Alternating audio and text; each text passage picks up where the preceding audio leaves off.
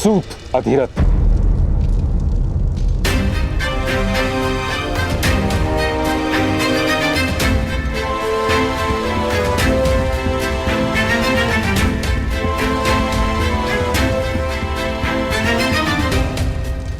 ये सत्य है महाराज कि मदनजय अपराधी था और जो दंड उसको मिला है वह उचित है। सत्य है कि इस बालक ने राज परिवार पर उपकार किया है। यह भी सत्य है कि इसका साहस और आत्मविश्वास अद्भुत है।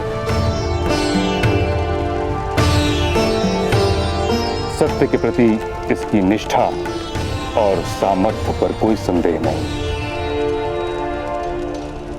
किंतु महाराज, कि समाज केवल एक व्यक्ति से नहीं बनता। राज्य के सभी मनुष्य को संतोष प्राप्त हो, यह भी तो अनिवार्य है। और यह केवल तभी हो सकता है जब व्यवस्था का पालन हो तथा परंपरा का निर्वाह अनिवार्य है। यदि व्यवस्था टूटती है तो समाज में विद्रोह उत्पन्न होता है और हर प्रकार के विद्रोह को बल से शांत भी तो नहीं किया जा सकता। तात्पर्य तात्श्री, सूत के पुत्र को शस्त्र उठाने का अधिकार नहीं, उसे दंड देना ही होगा।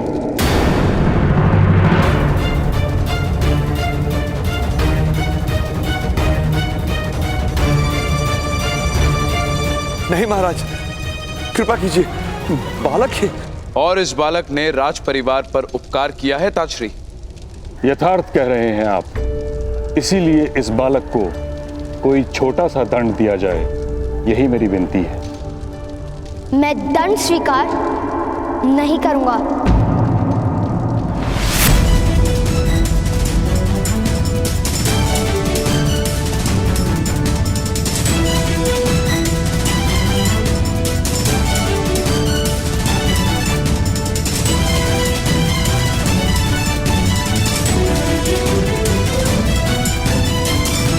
पुत्रकर्ण, मौन रहो। राजसभा में विवाद मत करो। किंतु पिताश्री, यदि आपके साथ अन्याय नहीं हुआ होता तो भ्राताश्री क्यों शस्त्र उठाते? अनिवार्य था शस्त्र उठाना पिताश्री। बालक, न्याय प्राप्त करने का सबको अधिकार है। राज्य की व्यवस्था प्रत्येक व्यक्ति को न्याय प्रदान करती है। राज्य की व्यवस्था से ही अन्याय हो तब क्या किया जा सकता है? राजा के हाथों कभी अन्याय नहीं होता राधे। अन्य सबके अन्याय के लिए राजा से याचना करना संभव है, किंतु किसी भी कारणवश व्यवस्था और परंपरा को भंग नहीं किया जा सकता। अन्याय और याचना की व्यवस्था से तो उत्तम है कि ऐसी परंपरा ही ना हो।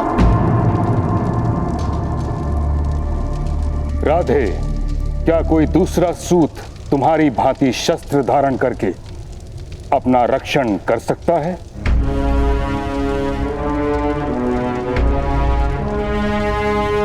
नहीं कर सकता। यदि उनको अपनी रक्षा का भार सौंप दिया जाए तो समस्त सूत समाज नष्ट हो जाएगा। उनकी रक्षा कौन करेगा?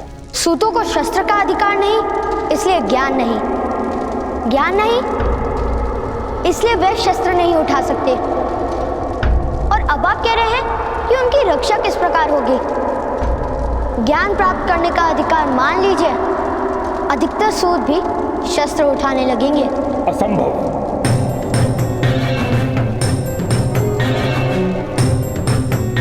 मरुभूमि में हरेक वृक्ष पर कांटे होते हैं, किंतु वन में प्रत्येक वृक्ष पर कांटे नहीं होते। वैसे ही मनुष्य एक समाज में रहता है और समाज में हर व्यक्ति को हर प्रकार का अधिकार नहीं दिया जा सकता। और ये निश्चित कौन करता है? परंपरा। परंपरा कोई एक व्यक्ति निर्मित नहीं करता, सहस्त्रों वर्ष से निश्चित होती आई है। समाज के इतिहास के अनुभवों से बनती है परंपरा। राजा केवल उसका वहन करता है। जब मैं जीवित नहीं था तब किसी ने किस प्रकार जाना होगा कि मैं कौन हूँ, मेरी स्थिति क्या है, मेरी इच्छाएं क्या हैं? उस समय की बनी परंपराओं को मैं आज क्यों स्वीकार करूं?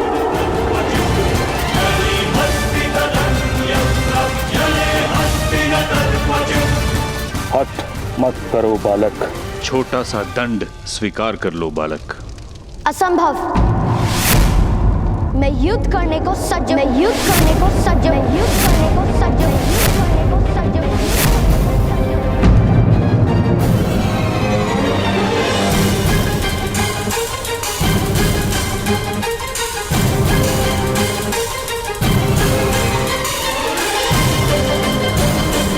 कर्ण, विद्रोह नहीं कर सकते तुम। महाराज, महामहिम, महामंत्री, मेरे पुत्र को क्षमा कर दीजिए।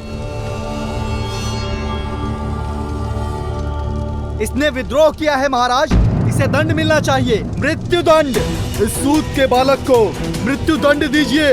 मृत्यु दंड दीजिए, मृत्यु दंड दीजिए, मृत्यु दंड दीजिए, मृत्यु दंड दीजिए, मृत्यु दंड दीजिए, मृत्यु दंड, मृत्यु दंड दीजिए, मृत्यु दंड दीजिए, मृत्यु दंड दीजिए, मृत्यु दंड दीजिए, मृत्यु दंड दीजिए, मृत्यु दंड, मृत्यु दंड दीजिए, मृत्यु दंड दीजिए। किसी में शक्ति हो तो दीजिए मृत्यु दंड।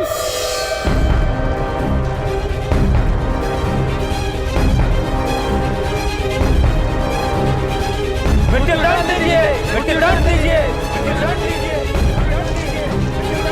कौन? मृत्यु दंड, मृत्यु दंड दीजिए, मृत्यु दंड दीजिए, मृत्यु दंड दीजिए।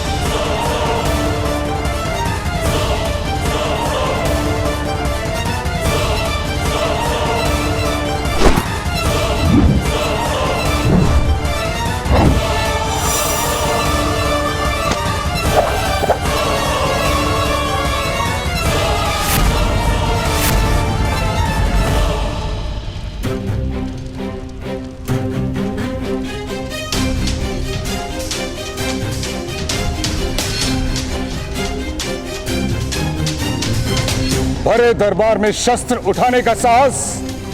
यदि आज तुम्हें क्षमा कर दिया तो कल ये कोई और करेगा इस राज्यसभा में।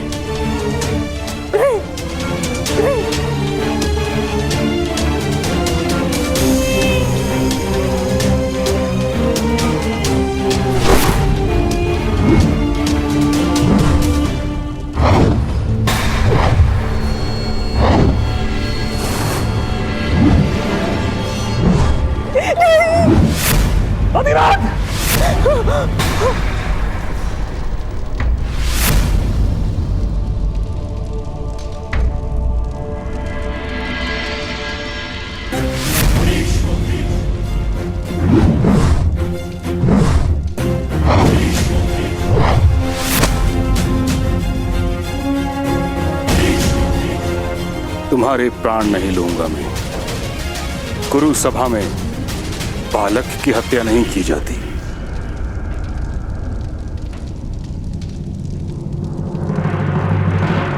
अधिरथ, तुम्हारे पुत्र ने राज्यसभा में विद्रोह किया है।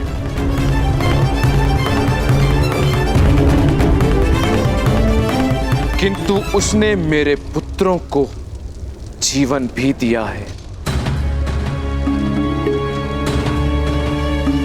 इसीलिए हम तुम्हें केवल इतना ही दंड देते हैं कि आज के बाद तुम्हारा पुत्र कभी भी धनुष नहीं उठाएगा।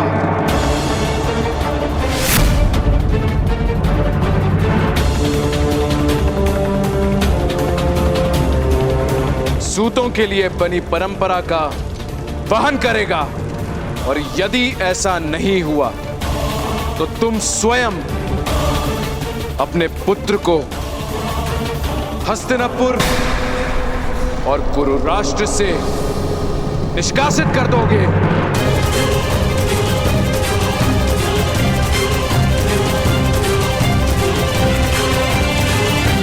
इस समय तुम दोनों मुक्त हो।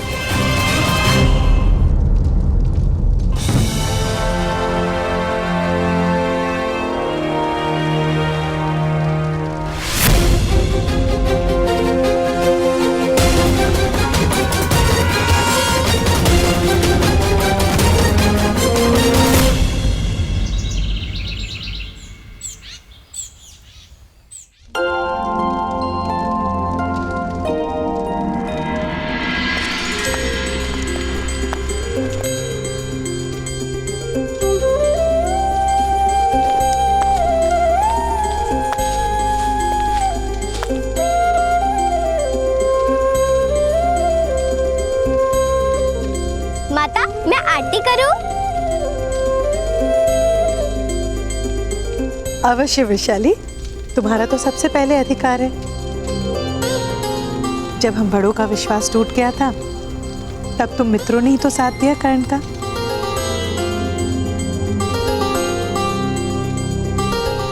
ये लो।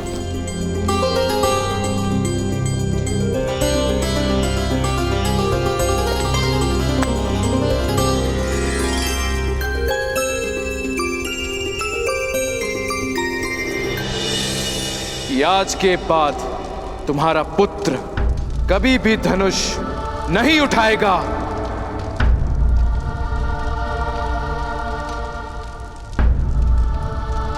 कर्ण, आज से तुम यहाँ के सेनापति और मैं तुम्हारी सैनिक।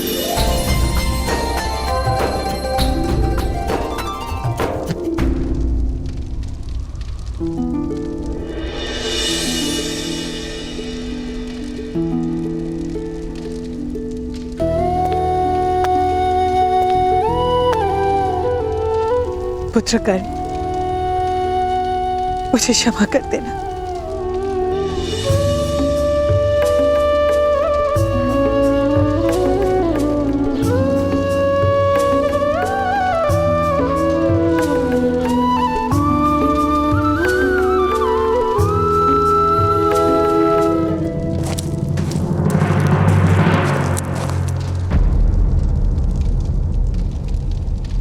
सूत अधिरथ, आपको महामहिम भीष्म ने बुलाया है। सूर्योदय के समय गंगा के पावन घाट पर प्रातः स्नान हेतु महामहिम नित्य जाते हैं। कल प्रातः काल आपको वहीं आने का आदेश है। अवश्य।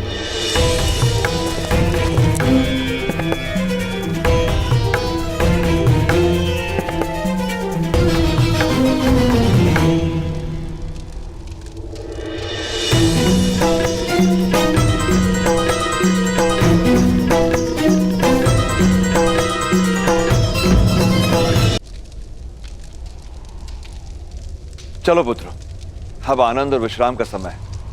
बालकों के सम्मान में राधा आज सबको भोज देंगी। बामिल, शोण, कर्ण को ले जाओ।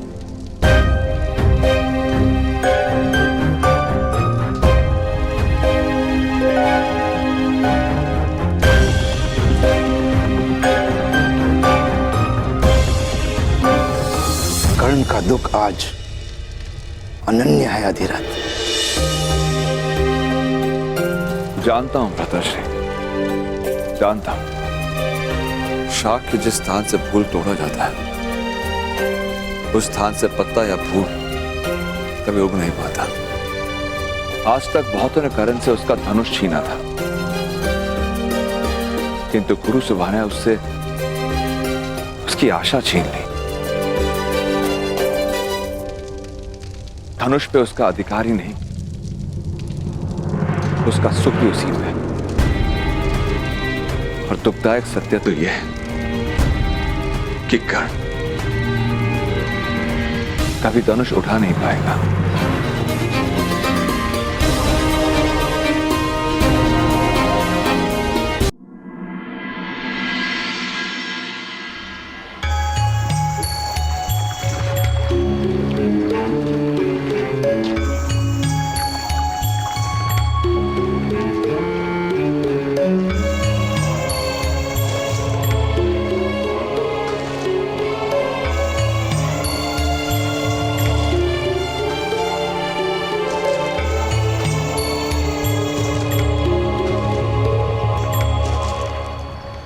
प्रणिपात मामाई। कल्याण हो। क्या कार्य करते हो? अभी अभी हसनापुर आए, अभी कोई कार्य आरंभ नहीं किया। मैं तुम्हें अपने सारथी के रूप में नियुक्त करता हूं।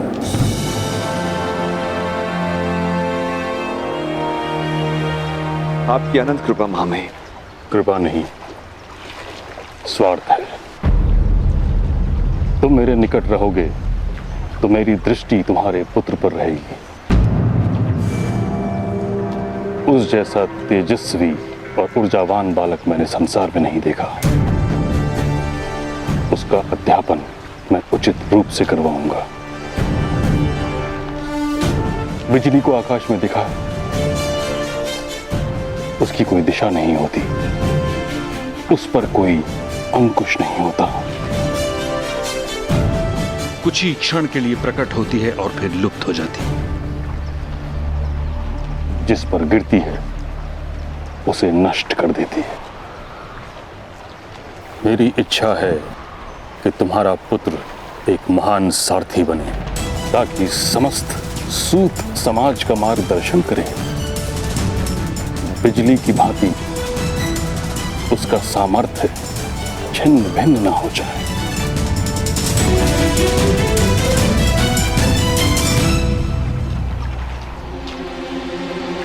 जी मामा।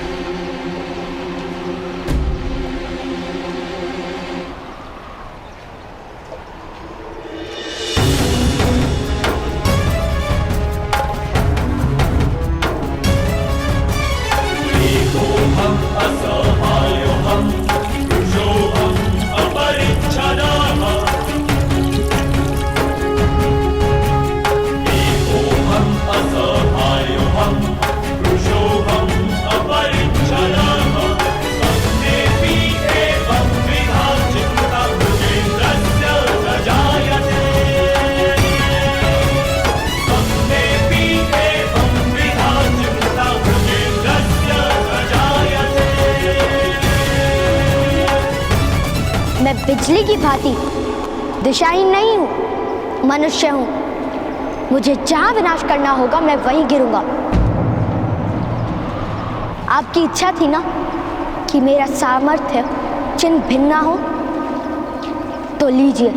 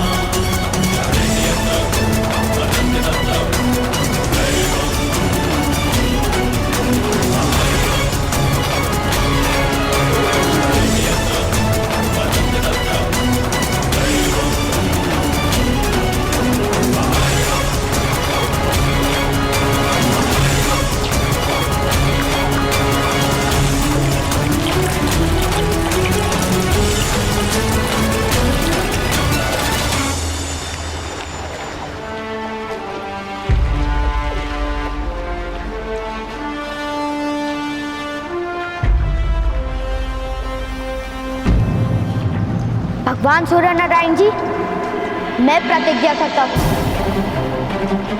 प्रातःकाल सूर्य अर्घ के समय मेरे सामने आने वाले व्यक्ति को मैं अवश्य दान दूंगा। उस व्यक्ति की हर इच्छा पूर्ण करूंगा और उस प्रतिज्ञा की आपूर्ति का आरंभ मैं आज से करता हूं, मैं आज से करता हूं, मैं आज से करता हूं, मैं आज से करता हूं, मैं आज से करता हूं, मैं आज से करता हूं।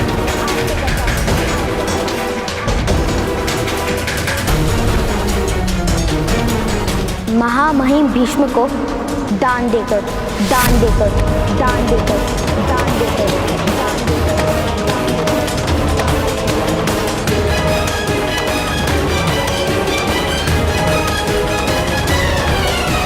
आज मुझे शस्त्र का त्याग करना पड़ा है, किंतु आगे जीवन में किसी कारणवश अगर मुझे शस्त्र उठाना पड़ा तब उसका त्याग कोई नहीं करवा पाएगा, नहीं करवा पाएगा।